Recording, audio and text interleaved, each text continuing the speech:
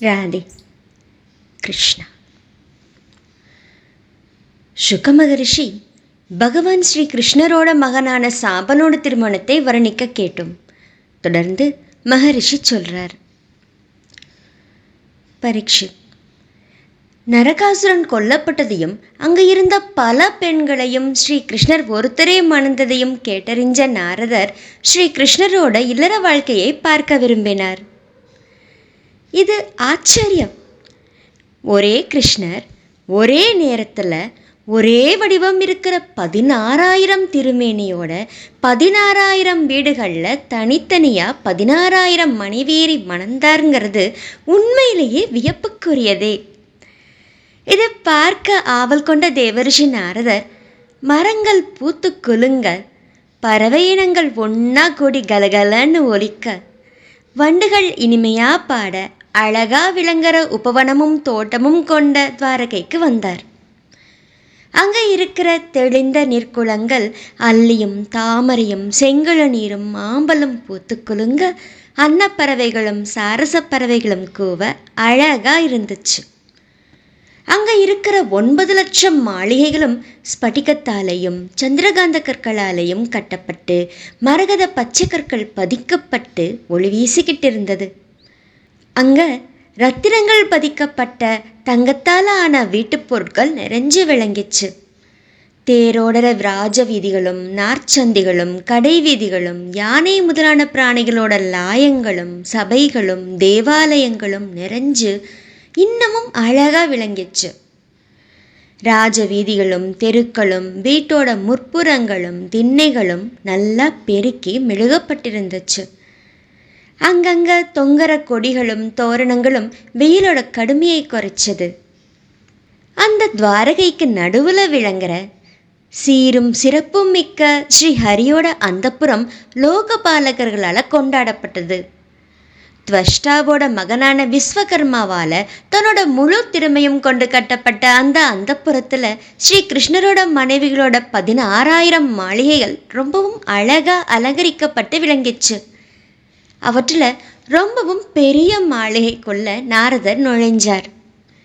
அந்த மாளிகையோட தூண்கள் பவளத்தால் ஆனது, விதானங்கள் வைடூரியத்தால் ஆனது, சுற்றிலேயும் சுவர்கள் இந்திரநீல கற்களால் ஆனது.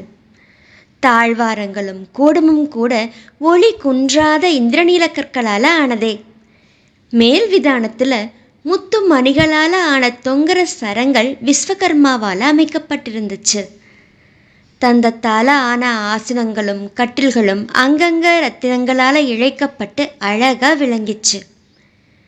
அழகான ஆடைகளும் பொன்னாரங்களும் பூண்ட பணிப்பெண்களும் அங்கிகள் தலைப்பாகை அழகான ஆடைகள் ரத்தின குண்டலங்கள் தரித்த பணியாட்களும் அவங்கவங்க பணிகளில் முழுமையாக ஈடுபட்டிருந்தது ரொம்பவும் அழகா இருந்தது.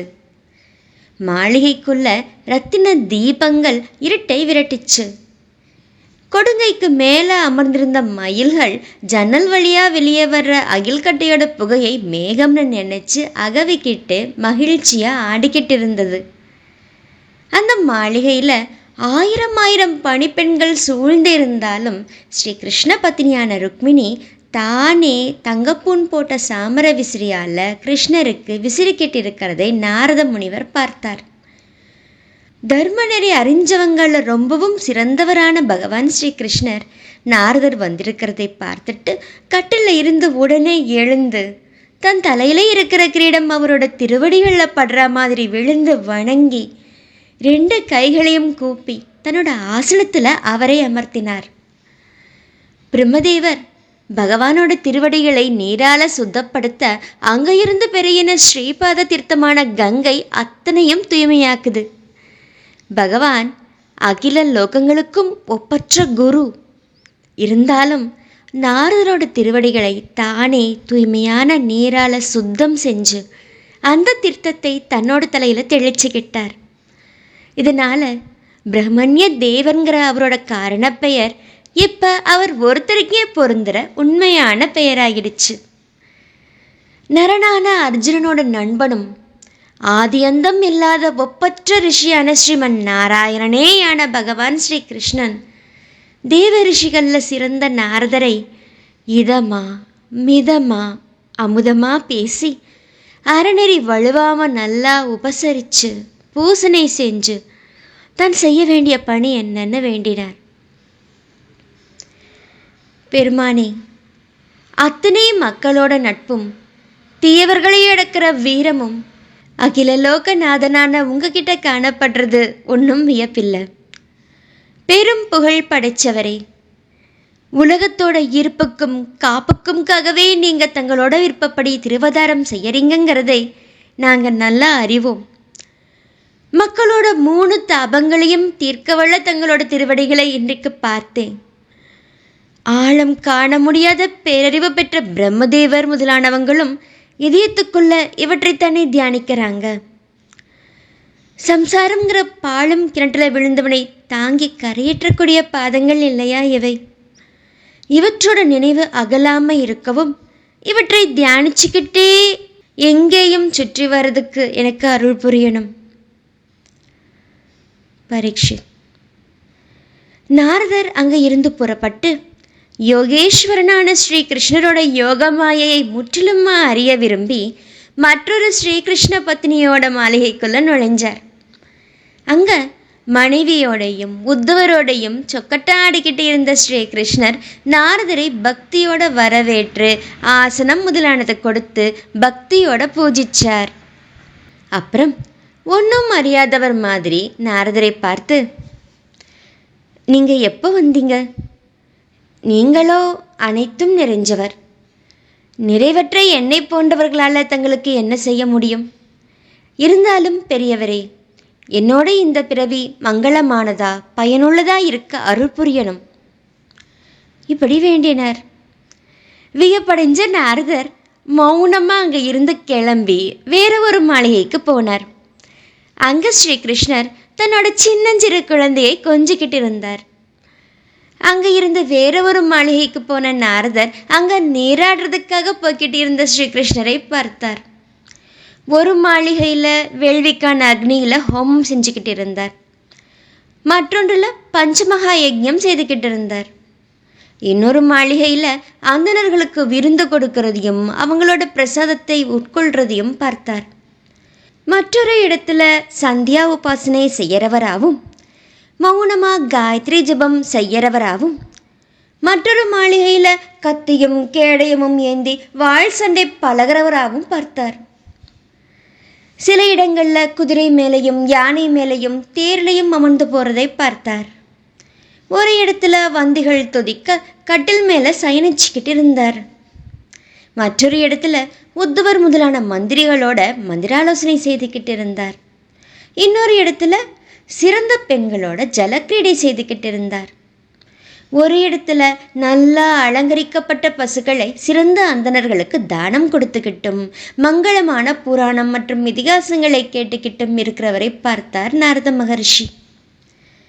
வேற ஒரு மாளிகையில் தன்னோட அன்புக்குரிய மனைவியோட வினோதமான கேலி பேச்சு பேசிக்கிட்டு இருந்தார். மற்றொரு இடத்துல அறவழியில் நின்று இல்லறம் நடத்துகிறார். வேற ஒரு இடத்துல பொருள் சேமிச்சுக்கிட்டும் அதை பல மடங்கா பெருக்கிறதுலையும் ஈடுபட்டிருந்தார். இன்னொரு இடத்துல இல்லற வழியில் நின்று விரும்பியது நிறைவடைய மகிழ்ச்சியாக இருந்தார். ஒரு இடத்துல தனியாக அமர்ந்துக்கிட்டு இயற்கைக்கு அப்பாற்பட்ட பரமபுருஷனை தியானிச்சுக்கிட்டு இருந்தார். மேலும் ஒரு இடத்துல பெரியவங்களுக்கு அவங்க விரும்பின பொருட்களை கொடுத்து பணிவிடை புரிஞ்சுக்கிட்டு இருந்தார். ஒரு இடத்துல போர் பற்றி பேசிக்கிட்டும் இன்னொரு இடத்துல சமாதானம் பற்றி பேசிக்கிட்டும் இருந்தார். இன்னொரு இடத்துல பலராமனோட சான்றோர்களோட நலனை பற்றி ஆலோசனை செய்துக்கிட்டு இருந்தார். ஒரு இடத்துல உரிய காலத்தில் தன்னோட புதல்வர்களுக்கும் புதல்விகளுக்கும் அவங்கவுங்களுக்கு ஏற்ற பத்தினிகள் கணவர்களோட முறைப்படி வெகு விமர்சையாக திருமணம் செய்துக்கிட்டு இருந்தார். ஒரு மாளிகையில் இருந்து கணவனோட பெண் கிளம்புறா. வேற ஒரு மாளிகையில் மருமகள் மகனோட உள்ள வர்றா. இந்த ரெண்டையும் வெகு கொண்டாட்டமாக நடத்துகிற யோகேஸ்வரன் ஸ்ரீ கிருஷ்ணரோட ஏற்பாடுகளை பார்த்த உலகம் வியக்குது. ஒரு இடத்துல பெரும் வேள்விகள் செஞ்சு அத்தனை தேவர்களையும் வழிபடுறார். இன்னொரு இடத்துல குளம் வெட்டுறது, தோட்டம் அமைக்கிறது, மடம் கட்டித்தர்றது மாதிரியான பொதுநல அறப்பணிகளை செய்துக்கிட்டு இருந்தார். ஒரு இடத்துல யாதவர்கள் சூழ சிந்து தேசத்து குதிரை மேலே ஏறி வேட்டைக்கு போறார். இன்னொரு இடத்துல காட்டில் இருந்து வேள்வி கேட்ட பொருட்களை எடுத்துட்டு வர்றார். ஒரு இடத்துல மாறுவேடம் பூண்டுகிட்டு மந்திரிகள் மற்றும் பொதுமக்களுக்கு இடையிலேயும் அந்த புறங்கள்லேயும் அந்தந்த மக்களோட எண்ணத்தை அறிஞ்சுக்கிறதுக்காக ரகசியமா சுத்தி வர்றார். யோகங்கள் அத்தனைக்கும் அவர் இல்லையா தலைவர்? மானிட நிலையை ஏற்ற ஸ்ரீ கிருஷ்ணரோட யோகமாயையோட மகிமையை பார்த்த நாரதர் சற்றே சிரிச்ச மாதிரி ரிஷிகேஷனான ஸ்ரீ கிருஷ்ணர் கிட்ட சொன்னார், யோகேஸ்வரரே, பிரம்மா முதலானவர்களாலேயும் உணர முடியாததான தங்களோட யோகமாயையை பார்த்தேன். நீங்க எல்லாரோட ஆன்மாவும் ஆனவர் இல்லையா? தங்களோட திருவடி சேவையால தங்களோட யோகமாயையோட தன்மை எனக்கு நல்லா விளங்கிச்சு. தேவதேவனே, உலகத்தை புனிதப்படுத்துகிற தங்களோட லீலையை பாடிக்கிட்டே தங்களோட புகழ் மணக்கிற இந்த 14 லோகங்களையும் சுற்றி வர அனுமதி வேண்டரே.